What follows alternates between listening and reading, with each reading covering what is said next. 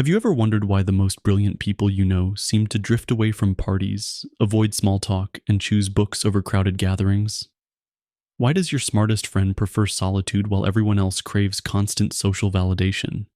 You might think they're antisocial, weird, or even arrogant. But what if I told you there's something much deeper happening here? What if the very intelligence that makes them brilliant also makes them see through the illusions that keep most people trapped in endless social games? Arthur Schopenhauer, the 19th century German philosopher, who was as brilliant as he was solitary, understood this paradox better than anyone. He lived it, breathed it, and gave us the philosophical framework to understand why intelligence often leads to social withdrawal. And here's the uncomfortable truth nobody wants to admit. Smart people don't avoid social life because they're broken. They avoid it because they see it for what it really is. And once you see it, you can't unsee it. But before you think this is about becoming a hermit or cutting yourself off from the world, let me be clear. This is about understanding why your mind works the way it does, why you feel exhausted after social gatherings while others seem energized, why you crave depth while others seem satisfied with surface-level connections, and most importantly, how to use this understanding to build a life that actually nourishes your soul instead of draining it. So ask yourself this: how long will you keep forcing yourself into social situations that leave you feeling empty, misunderstood, and mentally exhausted? How long will you pretend that your need for solitude is something to be ashamed of? Because what Schopenhauer discovered about the relationship between intelligence and social life will change everything you thought you knew about yourself. And it starts with understanding the fundamental conflict that exists within every thinking person. Schopenhauer saw something that most people miss entirely. He understood that human existence is driven by two opposing forces, the will and the intellect. And this distinction explains everything about why intelligent people struggle with social life. The will is our blind driving force. It's what makes people desperate for attention, validation, status, and belonging. It's the part of you that wants to be liked, accepted, included. The will pushes you toward others because it believes that connection will somehow fill the emptiness inside. It's primitive, instinctual, and completely unconscious. But the intellect, that's different. The intellect sees clearly. It observes without being driven by need. And when you have a powerful intellect, something fascinating happens. You begin to see through the social games that captivate everyone else. And you start to notice how most conversations are just people performing for each other. How social gatherings are often elaborate displays of insecurity masked as confidence. How the loudest person in the room is usually the most desperate for validation. And once you see these patterns, you can't participate in them the same way. This is why intelligent people often feel like aliens in social situations. They're watching a play where everyone else is completely absorbed in their roles, while they can see the stage, the props, the desperate need for applause. And it's exhausting to pretend you don't see what you clearly see. Most people live entirely through their will. They chase social connections like addicts chasing their next fix. But intelligent people can step outside this compulsion through what Schopenhauer called pure contemplation. They can observe life instead of being consumed by it. And here's where it gets interesting. The more you can access this intellectual clarity, the less you need external validation, the less you need the crowd's approval, the less you need to fill your calendar with meaningless social obligations just to feel worthy. But this comes with a price. Because when you stop feeding people's expectations, when you stop playing the social games they're addicted to, they notice, and they don't like it. This brings us to one of Schopenhauer's most profound insights: the hedgehog dilemma. Imagine hedgehogs trying to stay warm in winter. They need to get close to each other for warmth, but when they do, their quills hurt each other. So they move apart, get cold, and try to get close again. An endless cycle of approach and withdrawal, need and pain. This is exactly what happens in human relationships. We desperately need connection, but the closer we get, the more we wound each other. We hurt and get hurt. We disappoint and get disappointed. We try to control and get controlled. Most people live in this endless hedgehog dance, constantly seeking the perfect distance that will give them warmth without pain. But it doesn't exist. And intelligent people, being more sensitive to life's contradictions, feel this dilemma more acutely than others. They see how relationships often become transactions, how people use each other for emotional regulation, how love gets confused with need, and intimacy gets confused with codependence. And once you see these patterns clearly, casual socializing becomes almost unbearable. This is why your smartest friends often seem distant, why they're selective about who gets their time and energy. It's not because they don't care about people. It's because they care too much to waste their emotional energy on superficial connections that inevitably lead to mutual disappointment.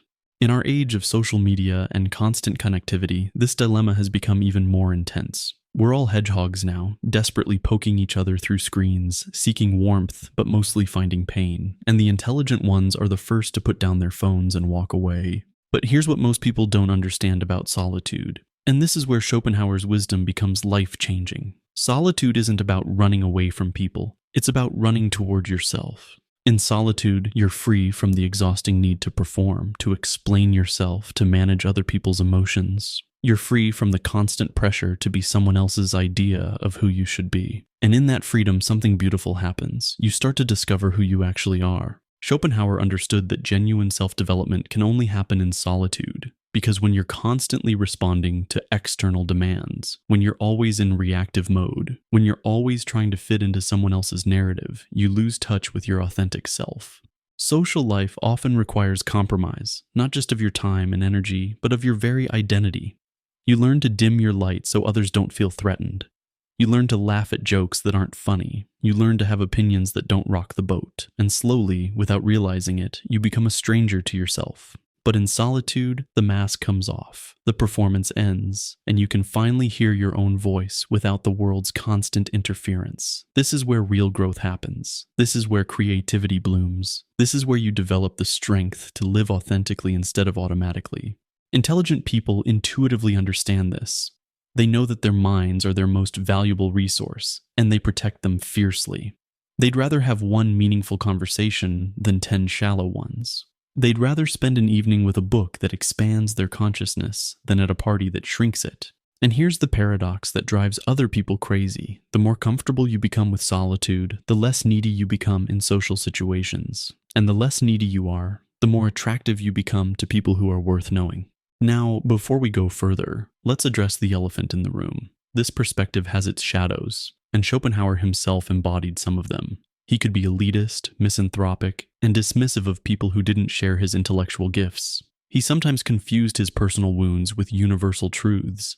And that's a trap we need to avoid, because social intelligence is also a form of intelligence. The ability to connect, to empathize, to build communities, to inspire and lead others.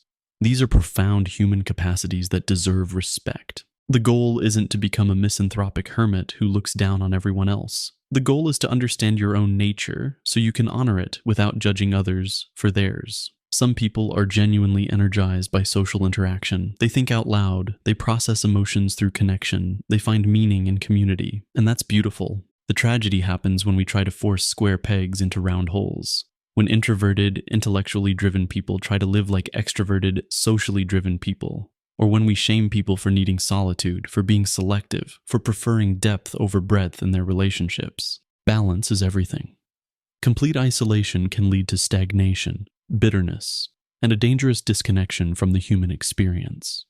Some of history's greatest thinkers were also deeply engaged with their communities. They found ways to contribute their gifts without sacrificing their need for intellectual solitude. But this balance has to come from understanding, not from guilt or social pressure. You need to know why you're the way you are before you can find healthy ways to engage with others. So what does this mean for your personal growth? How do you use Schopenhauer's insights to build a life that actually works for your mind and soul? First, stop apologizing for your nature. If you need more solitude than others, that's not a character flaw. It's how your mind optimally functions. If you prefer deep conversations to small talk, honor that preference instead of forcing yourself to pretend you enjoy surface-level chatter. Second, become selective about your social energy. Not everyone deserves access to your inner world. Not every invitation deserves a yes. Not every relationship deserves your precious time and attention. This isn't about being arrogant. It's about being responsible with your most valuable resources. Third, understand that your social needs might be different from others, and that's okay. You might need only a few close connections instead of a large social circle. You might prefer one-on-one conversations to group gatherings. You might recharge in solitude while others recharge through social interaction. None of this makes you wrong or broken. Fourth, use your intellectual clarity as a gift, not a weapon. Yes, you can see through social facades and manipulation tactics. Yes, you understand human psychology in ways that others don't. But this insight should lead to compassion, not cynicism. People are playing these games because they're suffering, not because they're evil. And finally, remember that authenticity is magnetic. When you stop trying to be who others want you to be and start being who you actually are, you attract people who appreciate your real self. The connections you make from this authentic place will be deeper, more meaningful, and more nourishing than anything you could build through social performance. The intelligent person's relationship with social life isn't about rejection or superiority. It's about conscious choice. It's about engaging with others from a place of strength rather than need. It's about contributing your unique gifts without losing yourself in the process. Schopenhauer showed us that the path to wisdom often leads through apparent isolation, but this isolation isn't an end in itself. It's a crucible where you forge the strength to engage with the world on your own terms, where you develop the clarity to see through illusions and the courage to live your truth. And paradoxically, when you become comfortable with being alone, you're never truly lonely, because you've found the most important relationship of all, the one with yourself. And from that foundation,